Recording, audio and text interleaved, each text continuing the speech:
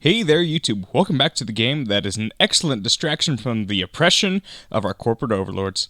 This is the replay of a deck I've been building, and I actually think I've actually improved on this insane strategy. But honestly, we had to play around with some numbers here, and I actually think, yeah, this deck has a lot of options. But I think you need to maximize your resources in such a way that yeah, it gives the most high impact kind of play. This doesn't really showcase that, but this replay does show how you can play through interruption. He interrupts very terribly, as some Dino players do, but yeah, we do manage to actually get through a couple of different things here. He ashes the Raiden, which is honestly really bad, and then he hopes to maybe get through some extension. In some hands, we would lose to that, but here we open Nessie, which I mean, drawing a good danger isn't too uncommon.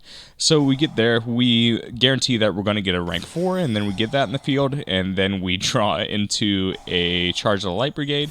And right here, we're able to go into a Chaos Ruler. So basically, we're kind of going through the motions. At this point, we're going to end on a absolutely ridiculous board. I decided that the Blackwing was a better option because that gives you gets you into curious plays. I don't know why I wasn't playing it before, but excellent card overall.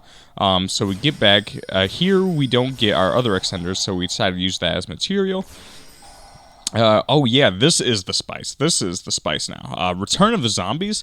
In regular Zombies, not a great card, but in this deck, in ZOMBIESWORN, actually kind of insane. Non-targeting removal lets you recycle your resources and put it onto your board. This actually helps you play around Dark Ruler no more. Yeah, it's actually an insane card overall. Yeah, like if you play that and you play Hot Red, you can actually put Hot Red in.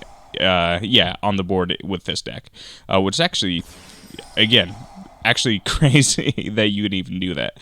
Alright, so here, after playing through all those interruptions, we're going to end on Dweller, Appaloosa, Return of the Zombies, and we're going to get Doom King, more than likely. And this is also a backup play if they want.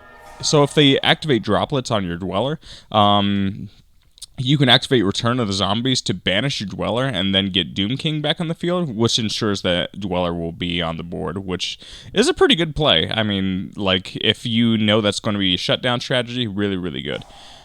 So here, we probably actually misplay a little bit here. We probably should have negated and then banished it, so they didn't get the search of that. We could have lost to a Mystic Mine.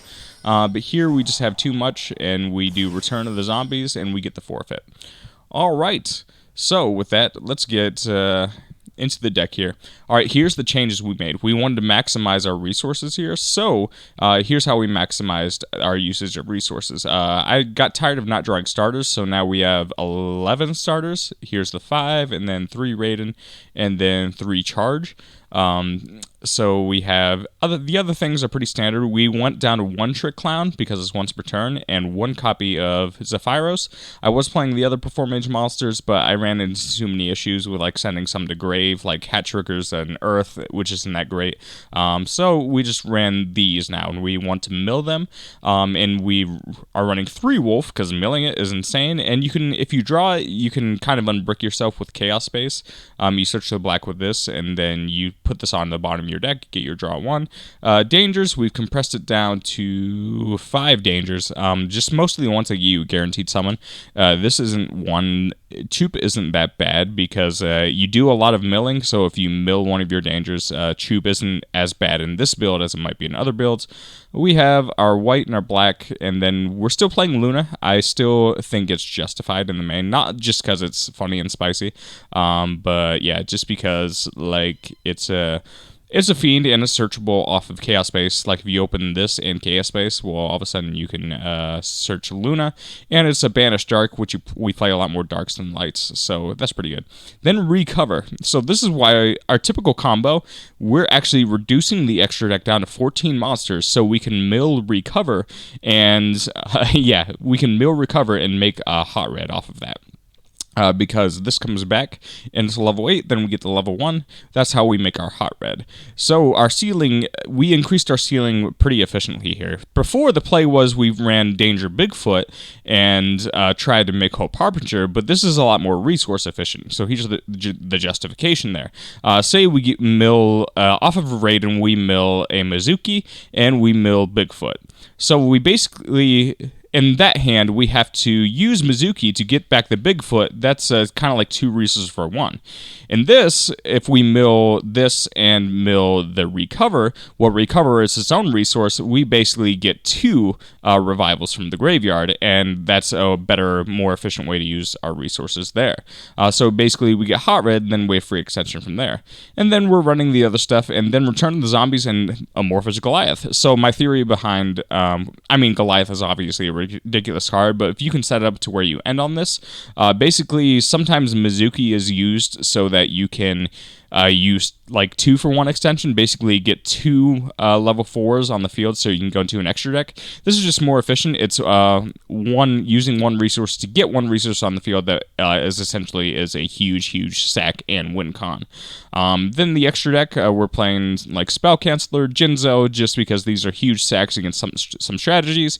It does turn off Zombie World, but we side out Baylor Drock in that case, just because we don't really need the Zombie World. We just end on the Spell Canceller, and we have a really good play there. Chaos Hunter, I actually now prefer over Lancia, just for several reasons.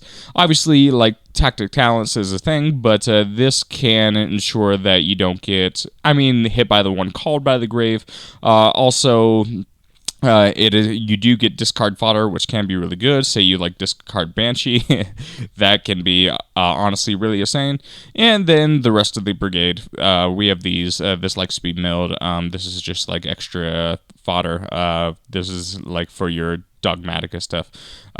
So yeah, and then the extra deck, we did change things around a little bit. We are playing 14 now for very specific reasons. Everything else has its uses, and we could maybe use another level 8, but this helps round everything out. Hot Red is kind of the goal now. So let's get into some hands here. This isn't bad. All right, so let's see what we can make out of this. If we get Ashed here, basically our backup play is just play regular zombies. And if they have 2 interruptions, well, that's Yu-Gi-Oh! So we're going to banish. And this is what I love about this deck. This deck just has, obviously insane potential. But it has insane potential, of course. But we just have such a good... the fun part about it is, like, you never know what you're going to pull off the top. So here we are.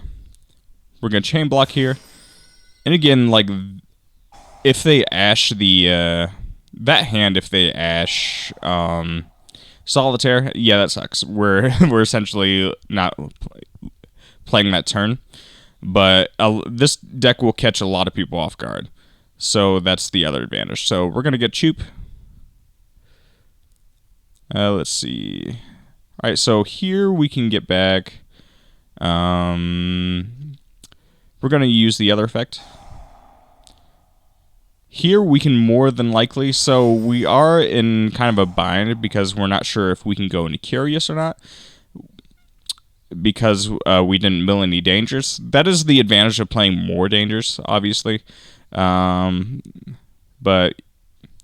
there are disadvantages, of course, because like when you run the dangers, then you're relying more heavily upon RNG. And so, all right, here we go. Let's try our luck. Still, this isn't a bad... Okay, so we have bad luck there. Oof! Here... We might... We have a few options here. Oh, actually, we can go into Curious. We can go into Curious because we have Masquerena. Alright, so we're going to banish that, because that's worthless. And again, if we get Imbued here, we have the backup play of doing zombies, which isn't a bad option. Alright, so here... I probably shouldn't have done that. It might have been more resource efficient just to go into... what's the word? Might have been just more resource efficient there just to go into... Vampire Sucker. Yeah, Vampire Sucker. Sorry about all my ums. But now we have Recover. This does make things awkward, admittedly, but... Here we probably just go into Raiden. We have Raiden as an option. And Recover is always an extender. So we can just use it for link material. What do we get? So here I actually might do the spicy play. So if you want to be sure you have options here. You have a lot of options. But here I'm just going to do the option that gets us a little bit more cycling. Ooh. This is where Perform a Pile Popper Up would be kind of awesome, but you definitely don't want to run Perform a Pile a lot if you can. Yeah, we have the Amorphage Engrave here, but... So here, under normal circumstances, we could get Recover on the field. But again, this is a test hand. So this is where you're like you get like the extra deck syndrome. That'd be the great way to put it. Like extra deck syndrome. Because you're like, oh, there's a lot of things I could run in the extra deck in this situation as opposed to the other situations. So again, that wasn't the greatest, but that happens. Let's see. Here we're gonna try our luck. That's really good luck overall. And that's really good luck off the top. So here, this is why Luna is awesome. I love Luna. Again, this combo is probably pretty... I mean, this does bait out an Ash Blossom pretty well because like a lot of people get really nervous over that Collapse Serpent.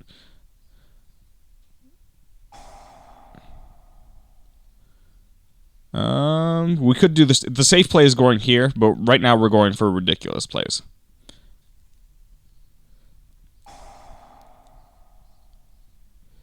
Alright, so we ended up... We got rewarded for being unsafe when we got the mill anyway. So, let's... Recovers Engrave. Now we get to go the good old Chain Link 1, Chain Link 2. Chain Link 1... Chain Link 2. So we're definitely ending on Hot Red. Hot Red is such a spicy card. I mean, when you can't just turbo it out, that is.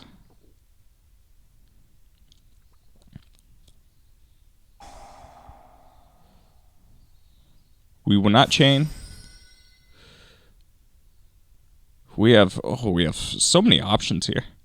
I like having options.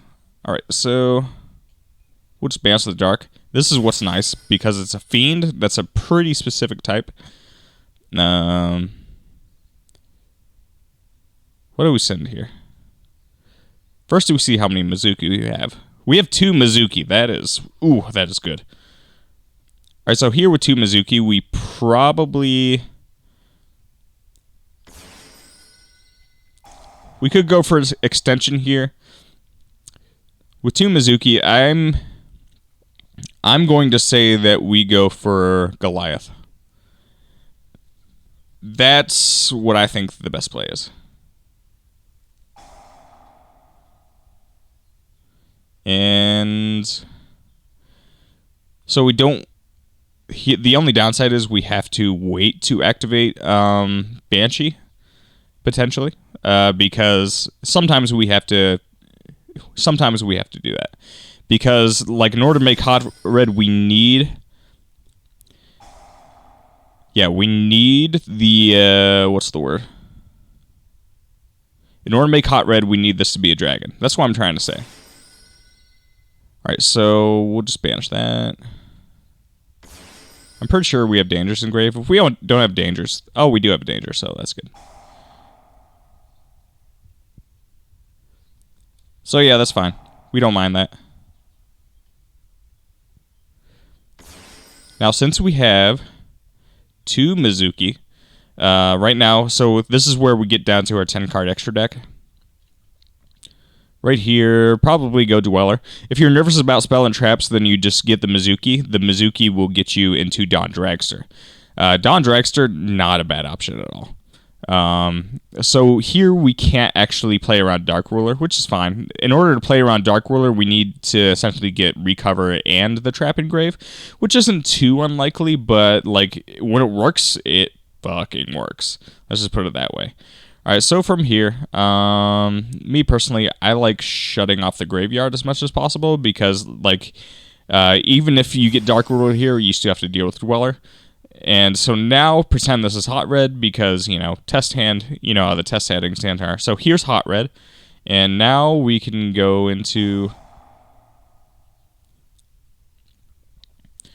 So now this is where, like... we can have a backup play here. So right here, we didn't... Yeah, we have Doom King Engrave, so that's awesome. We don't really need to special summon from our extra deck in here, so we're just going to try to lock them out of the game. So if you... this is what the advantages of this deck. Alright, so here, we're just going to end turn.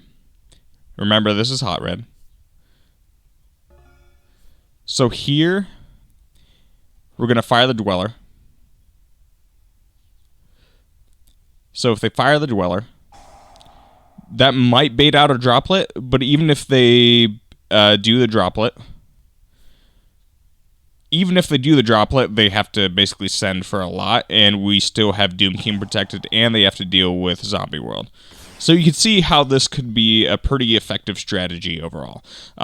This is a really long video, but I just want to walk you through what the thought process was behind all the plays here. It would have been really spicy if we could if we could have got the trap to the grave at that time, but that's the whole idea behind the trap.